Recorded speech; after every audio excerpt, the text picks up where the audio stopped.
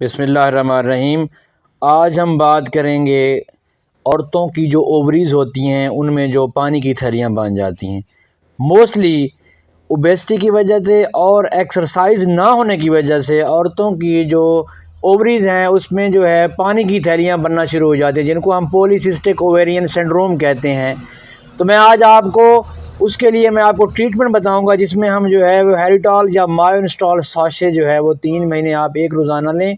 साथ में आप एक्सरसाइज करें और डिप्रेशन से अपने आप को बचाएं, वर्जिश करें और साथ में आप सीड खाएं। सीड का मतलब है आप जो है वो हेल्दी जो ग़िज़ाएँ हैं जिसमें सब्ज़ियां हैं, फ्रूट हैं और बादाम, ये चीज़ें काजू वगैरह खाएं। इंशाल्लाह आपकी जो सिस्ट हैं या ओवरीज़ हैं वो ख़त्म हो जाएंगी। इस चीज़ को अपने माइंड में हैवी ना लें कि आपको सिस्ट है तो आपको प्रेगनेंसी नहीं होगी, बल्कि इस चीज़ को जो है ना आपने बिल्कुल माइंड में ये लेना है कि इंशाल्लाह मेरी ओवरीज़ में जो सिस्ट हैं वो ख़त्म हो जाएंगी, जिनको हम पॉलीसिस्टिक ओवेरियन सिंड्रोम भी कहते हैं। तो इतना बड़ा मसला नहीं है और इस चीज़ को अपने आप पे हैवी डाल देती हैं, डिप्रेशन में चली जाती हैं। मोस्टली डिप्रेशन की वजह से जो है वो प्रेगनेंसी नहीं होती।